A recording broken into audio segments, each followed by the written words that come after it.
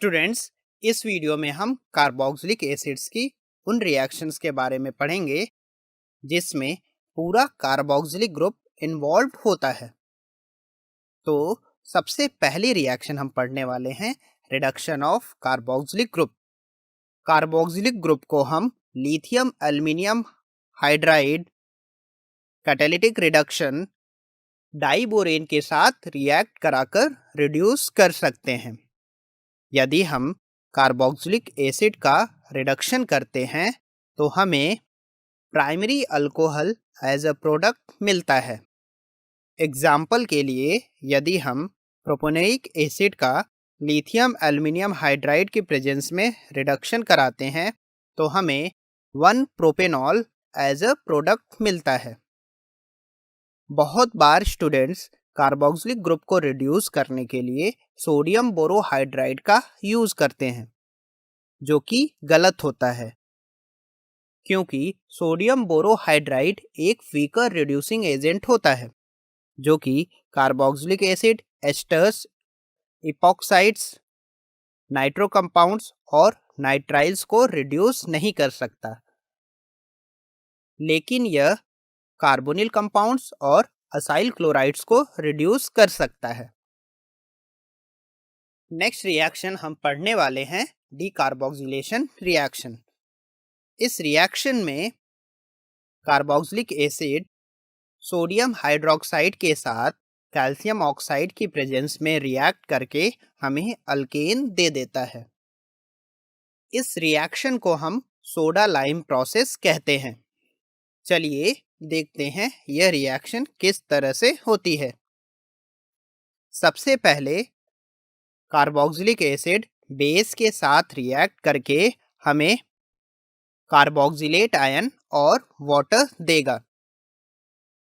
जब हम carboxylate ion को कैल्शियम ऑक्साइड की प्रेजेंस में हीट करते हैं तो O नेगेटिव पर present electron pairs back attack करते हैं और कार्बन और ऑक्सीजन के बीच में पाई बॉन्ड बनाने लगते हैं, जिसके कारण कार्बन के 5 बॉन्ड बनने लगते हैं, जो कि पॉसिबल नहीं होता है। इसीलिए कार्बन और अल्काइल ग्रुप के बीच बने बॉन्ड्स के इलेक्ट्रॉन्स शिफ्ट होकर अल्काइल ग्रुप पर चले जाते हैं और हमें कार्बन आयन और CO2 देते हैं।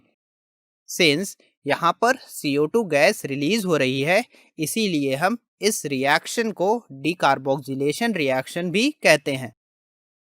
आप यहाँ पर देख सकते हैं कि रिएक्शन इंटरमीडिएट के तौर पर कार्बन आयन बनता है और कार्बन आयंस बहुत ही ज़्यादा अनस्टेबल होते हैं, इसीलिए यह सॉल्यूशन में प्रेजेंट वाटर से H+ आयन रिमूव करके अल्केन्स दे देते हैं।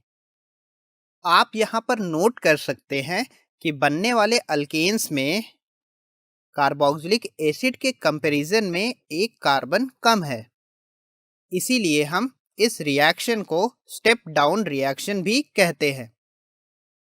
एग्जाम्पल के लिए, अगर हम इथेनोइक एसिड को NaOH और कैल्शियम ऑक्साइड के साथ हीट करते हैं तो हमें एक कम कार्बन वाला अल्केन मिलेगा जो कि मीथेन होगा।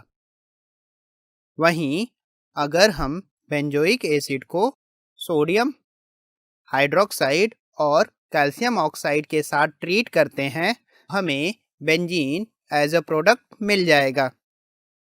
नेक्स्ट रिएक्शन है कोलबेज इलेक्ट्रोलिसिस। इस रिएक्शन में हम एसिड सॉल्ट सॉल्यूशन का इलेक्ट्रोलिसिस करते हैं। यदि हम एसिड सॉल्ट सॉल्यूशन का इलेक्ट्रोलिसिस करेंगे तो हमें अल्केन और CO2 गैस मिलेगी। चलिए देखते हैं यह रिएक्शन कैसे होती है।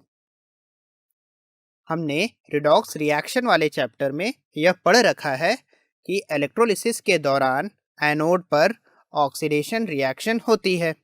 तो यहाँ पर सॉल्यूशन में प्रेजेंट कार्बोक्सिलेट आयन ऑक्सीडाइज होकर कार्बोक्सिलिक रेडिकल और इलेक्ट्रॉन देगा। यह रेडिकल काफ़ी ज़्यादा अनस्टेबल होता है क्योंकि इसमें ऑक्सीजन के पास 7 इलेक्ट्रॉन्स होते हैं। इसीलिए यह ऑक्सीजन अपने अनपेयर्ड इलेक्ट्रॉन्स को कार्बन ऑक्सीजन के बीच में बॉन्ड बनाने के लिए भेजता है, जिससे कार्बन और अल्काइल ग्रुप के बीच बना बॉन्ड होमोलिटिकली ब्रेक होता है और हमें एक अल्काइल रेडिकल और CO2 गैस दे देता है। यहाँ पर radicals as a intermediate form होते हैं और आप यह देख सकते हैं कि एनोड पर ऑक्सीडेशन रिएक्शन होने के कारण CO2 गैस रिलीज होती है। रिएक्शन में बने रेडिकल्स काफ़ी ज़्यादा अनस्टेबल होते हैं, तो इसीलिए यह डायमराइज होकर हमें अल्केन दे देते हैं।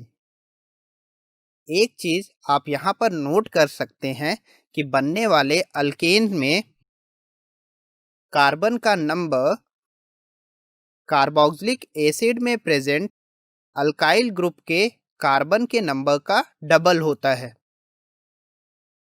और हमने यह भी पढ़ा है कि इलेक्ट्रोलिसिस के दौरान ऑक्सीडेशन के साथ साथ रिडक्शन भी होती है और यह रिडक्शन रिएक्शन कैथोड पर होती है, जिसमें सॉल्यूशन में प्रेजेंट वाटर रिड्यूस होकर हमें हाइड्रोजन गैस देता है।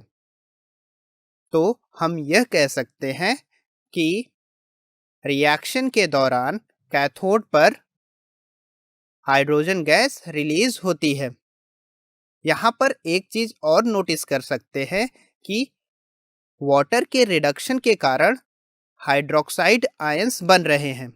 इसीलिए जैसे जैसे रिएक्शन आगे प्रोसीड होगी, सॉल्ट सॉल्यूशन उतना ज़्यादा बेसिक होता जाएगा।